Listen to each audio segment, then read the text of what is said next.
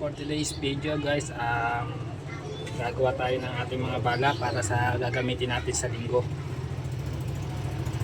Gagawa ko ng 7 inches, 6 inches, saka 5 inches. Medyo madami-dami itong nagagawa.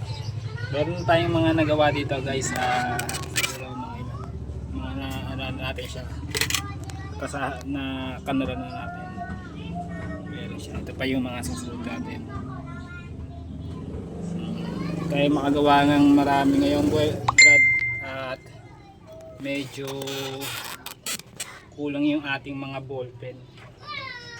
Sana dumating na bukas yung ating yung ating order para magawa natin. Ang target natin bukas ay maka 50 pieces tayo para may magamit. Baka kasi kapusin tayo, baka meron din magsipagbilihan, mas maganda.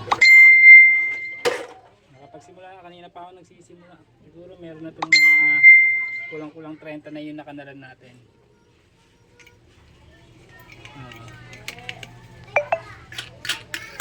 Pag tayo ng bala. Pud na. Baka natin bitawan. Ang ganda na yung ganito. Mas maganda pala pagka pud-pud na. Pag kanan.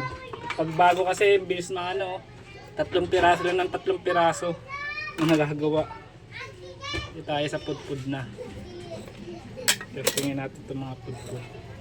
Maganda yung pudpud hindi agad na babasag.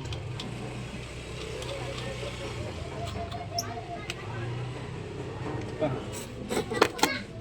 14 pieces pa itong kakanan natin. So tayo ng salamin guys para safety ang ating mga mata. Mahirap na, baka talsikan tayo sa mata. Sundan na, umpisahan natin yung 5 inches natin.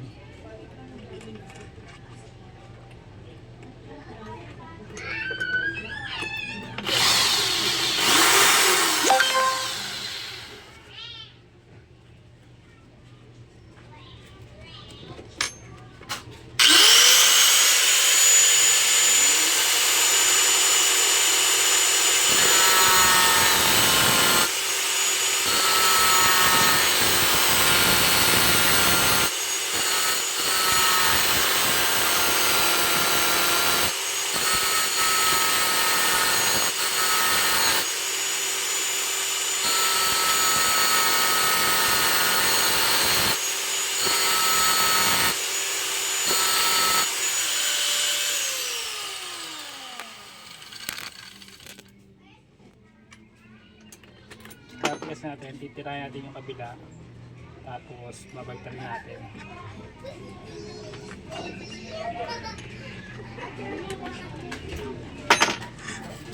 Naka ilang piraso ako bago ng batang yung pagkakas.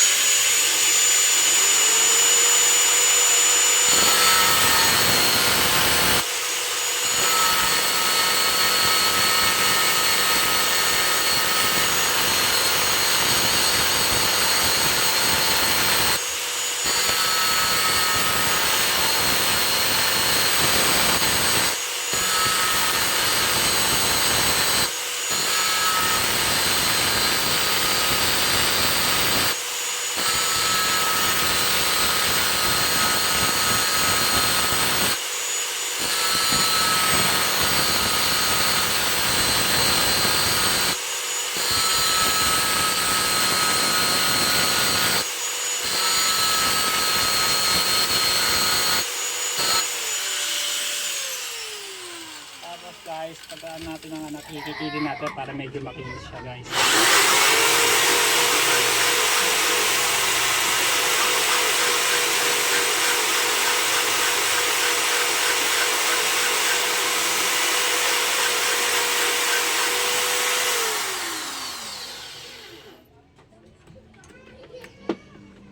So guys, ito yung pinaka niya. Yan, may kanal na siya to.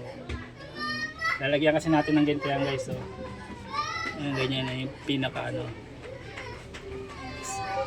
balancer niya. Lalagyan natin. Meron pang bali meron pa dito, lagyan yung suko ng ball pen.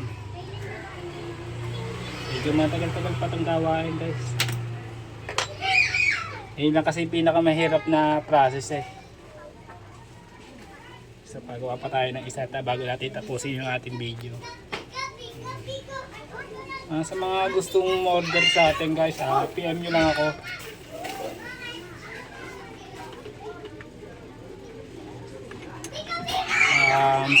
Sa FB ko, JR Flores. Gawa pa tayo isa.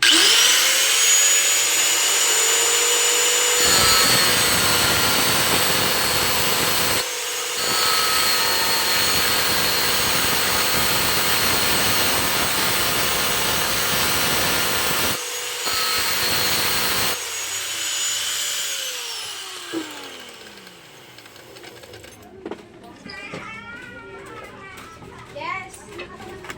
Yes. Ako hawak yan. Ako hawak yan.